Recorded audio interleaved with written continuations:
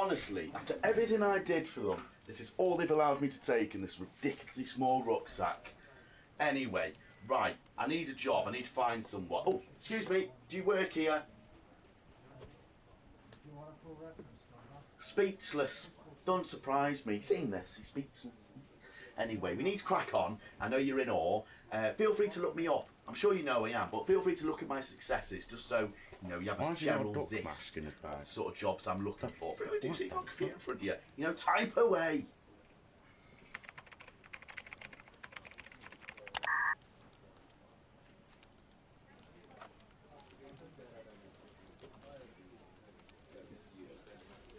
Come on then, so is it Barcelona, Madrid, maybe even Germany? I wouldn't mind going to Germany, Bayern Munich maybe, Dortmund. What have you got for me? Come on, what have we got? Sunderland. That's funny. You're serious. Right. I thought, being in charge of my land would allow me to, Barcelona, Madrid, Germany. Right. Right. Okay then. Well, I need to get a ferry then. Got your bag. Yeah. Thank you.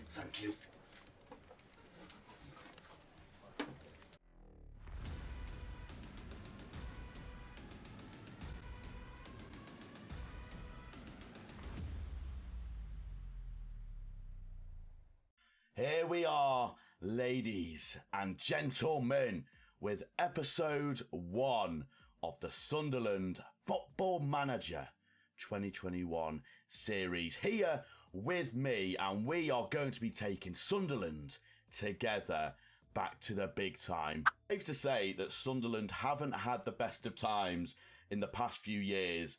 With getting relegated from the Premier League in the 16-17 season and getting relegated to League One in the 17-18 season, they've had a pretty poor few years. But it always wasn't like this, was it? It was never like that for about 9 years when, roughly about 9 years when they were in the Premier League. They were sort of an established team in that division, sort of becoming the, I suppose, West Ham of now, sort of the team that's not really, obviously the West Ham are doing well now, but they were sort of like that lingering mid-table side, not really doing anything spectacular, but not really of any risk of getting relegated either. And obviously that final year they were in the Premier League, they were pretty abysmal, finishing last in the Premier League in 20th. But as you can see, they had a good few years, obviously having a good upturn in league position in 08, 09, 09, 010, 010 or 11. I'm assuming that's when they had Darren Bent, obviously that famed Premier League striker that we all feared, whatever team you supported. And then they sort of went a little bit yo-yo. They had 3 years where they went a little bit downturn in league positions, but then it was sort of like lingering mid-table, and then they sort of went further and further down before getting relegated, which is a bit unfortunate. And as a supporter of Liverpool, obviously I have a famed memory of Sunderland versus Liverpool. I'll let you guess which one that is. But it was sad to see Sunderland go into such sort of at the lower divisions of England, because in my mind, they deserve to be back in the Premier League. In my mind, I feel like they deserve to be back in that sort of mid-table scrap, and hopefully under our management, me and you, we can take them to bigger and better things. Now, Sunderland are in their 3rd year in League One, and in the past 2 years, they've had some pretty promising finishes for a team that, has had a bit of a dramatic fall from grace. In their first year, they did finish 5th, which would have been in the playoffs, and obviously, unfortunately, didn't go that one step further. Now, in the second year, they did fall off a little bit, but regardless, with a pretty decent 8th place finish, and hopefully in our first year here, we can go a little bit better than that. Now, I'm not too sure what I'm expecting in terms of where we want to finish. Obviously, we'll have a look at what the season preview says and what the press are saying and all that stuff, and what the board are saying as well, most importantly. But I have had a very brief look at the squad that I am going to be inheriting, and I must say, the squad that we have got is pretty damn good for the division we're in. We've got quite a lot of sort of decent championship players, and maybe a few good youth prospects in the under-18s and under-21s as well, that we can potentially develop and can turn into absolute superstars. We will go into the squad view in just a second. However, if you are enjoying today's episode and you want to keep up to date when these episodes go live, hit that subscribe button, hit that notification bell, and if you want to go that extra step further, hit the like and feel free to leave any feedback in the comment section below. I really do appreciate it, and it really, really does help me out. We do have quite a few things to go through, just because obviously we've just joined. Now, the first thing that I have been given is the players in the last year of their contract.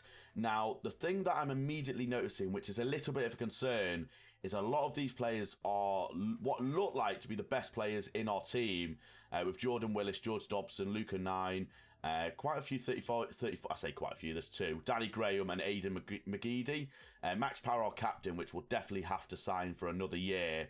But we'll come to that at a later date. We don't need to worry about that. Tactics, I'm a tactical master, so we don't need to worry about that. Now, what the board are asking for this year is they expect us to get the playoffs right. So the board also sort of share my thoughts is that the squad is very, very good for this league and are expecting us to hit the playoffs. Hopefully we can go a little bit better than that and get automatic promotion. That'd be absolutely splendid.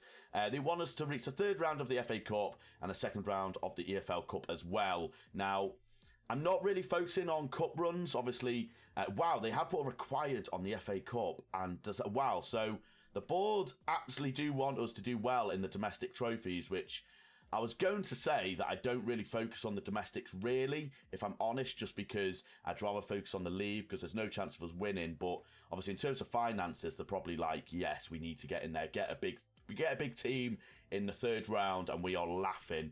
I mean, we'll accept that. We're not going to upset the board immediately. Now, I think that's basically going to be it. Now, in terms of the squad, as I said, the squad is very, very good for this division. Obviously, it'll take a few days for us to sort of for our scouts to sort of give us a bit more in-depth knowledge on these players. But the best player, apparently, by an absolute margin, by half a star, is Bailey Wright, who is our centre-back. Yeah, he's our centre-back. He's 27 years old, Australian, came from Bristol City, so he has actually dropped a division to come to Sunderland, and we absolutely love you, Bailey. So this is our best player, apparently. It's annoying that he is a centre-back. Hopefully we have some decent attacking players, and I'm looking, we don't really. I mean, we have Will Griggs. Oh, yes, we all know the Will Griggs song, don't we? We all have it in our head, viewers. We all have it in our heads, and we're all singing it. This is definitely going to become a thing. Max Power, so a cam and a striker. But it looks like Jordan Willis and Bailey Wright are going to be our two centre-backs. Really, really good centre-backs. Relatively quick as well by the looks of it. Bailey's not actually 10 pace, 9 acceleration, so looks like we're going to have to play potentially a little bit of a sort of drop our line a little bit defensively to try and make sure we don't get opposition don't get in behind us all the time. Midfielders wise, we have Luca 9, who can play a magnitude of different positions: right back, right wing, centre midfield, just behind the striker. If I'm honest, probably going to be right back. Actually, I mean, he's very strange because as a midfielder, he's lacking on the decisions and composure, but as a right winger, he's lacking the crossing, dribbling, and decisions concentration as well. So, I mean, the good thing is he allows us to mix up the tactics a little bit potentially. Now, next one is a midfielder, Josh Scowen. Our ball-winning box-to-box midfielder. Immediately, this guy is going to be a box-to-box, and I can already tell with that unbelievable work rate and stamina. I think it'd be a little bit of a waste going to ball-winning midfielder.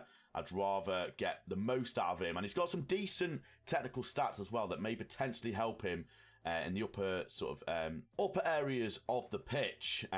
Obviously, got good dribbling, good first touch. He's pretty smart as a footballer as well. He is a very aggressive man.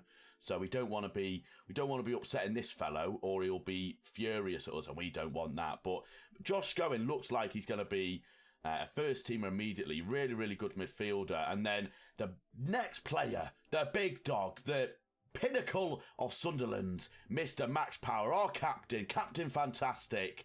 And boy, what a midfielder he is. He's got some fantastic hair. Fortunately, I don't, which, you know, if you know, you know. He was at Wigan. Wow, so same as Will Griggs, right? We bought him from Wigan for 500k, so a lot of money in League One. And he looks absolutely brilliant.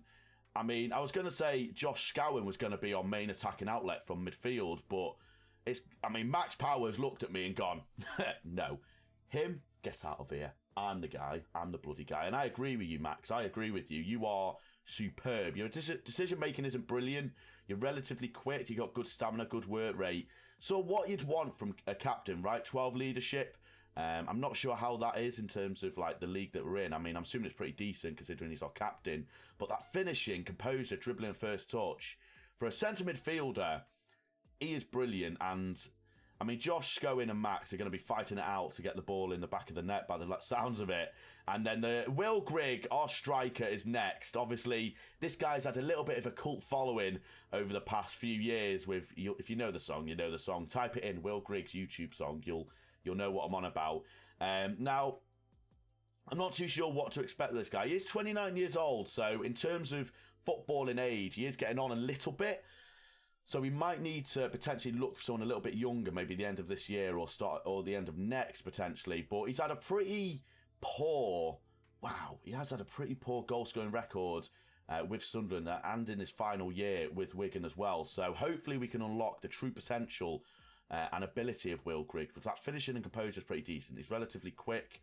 So, I mean, I'm not too sure what I'm going to be playing him as, a poacher or an advanced forward. Advanced forward seems to take some of his better attributes and take them into account than a poacher. Now, he has got a really good penalty taking, so we know who our penalty taker is going to be. And we have another defender. We're not going to go through all these, by the way. We're just going to go through a few. The next defender is Tom Flanagan. 28 years old. We are laughing in terms of defenders. Once again, really, really good defender. It's unfortunate he's got good passing, but the other two didn't really, I don't think. So, looks like we're not going to be able to play the ball from the back. Once again, where did he come from? He's come from Burton Albion. So, what seems to be the theme, he's dropped a division into League One. So, he's a decent defender, I must say. Now, I am immediately noticing that they are, once again, not old, but they are getting on a bit in terms of footballing age, other than Luke O'Nien and Jordan Willis. But saying that, the next guy that we're looking at, George Dobson. Holy smokes. Mr. George Dobson here looks absolutely unbelievable. He's 22 years old and he's got them mentals. Jeez. Right, well, we have a decision to make, viewers, because I'm not too sure what I'm going to do with Max Power. He's the current captain. This guy's got 16 leadership, so I have a really, really tough decision to make. 19 work rate, 18 teamwork, 19 bravery. This guy looks like he's going to be a future star of this side. Has he been playing regularly? He has at 22 years old. Wow. I mean, he is wanted by Huddersfield and Sheffield Wednesday.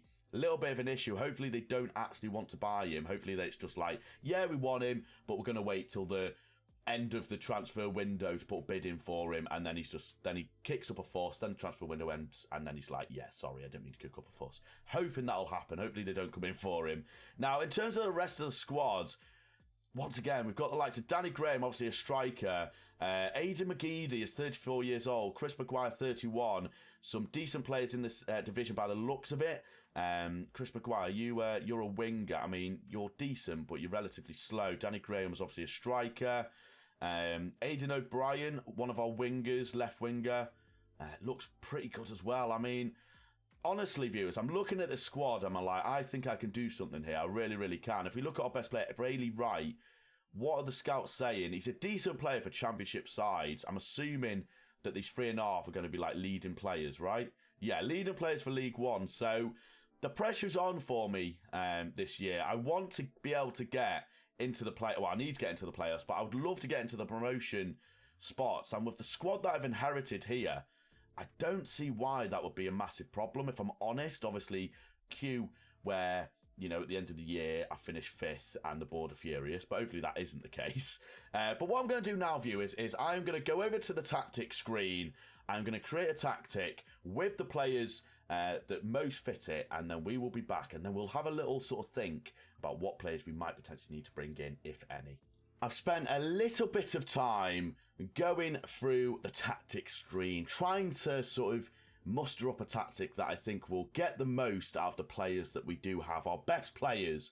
And I honestly think the 4-2-3-1 is going to be our best bet. With the players that we have, getting them in the best positions possible, this is what we're going to be focused on for the majority of the season. Obviously, if it goes wrong, then we will have to mix things up. I might bring a few players to maybe allow that, maybe a defensive midfielder, for example, something like that. But there are two positions that I have identified with this tactic to make it work like a smooth machine. We need to get in.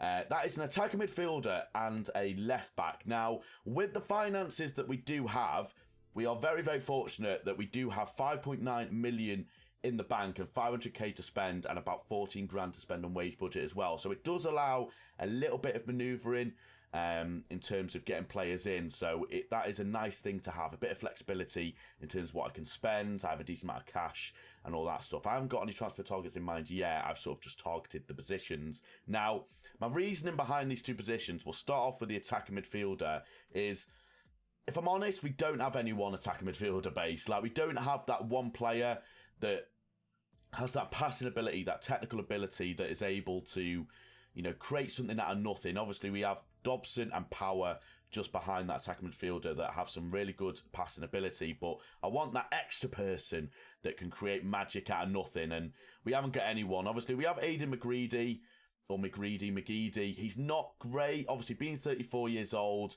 he's probably going to be deteriorating quite a lot this year.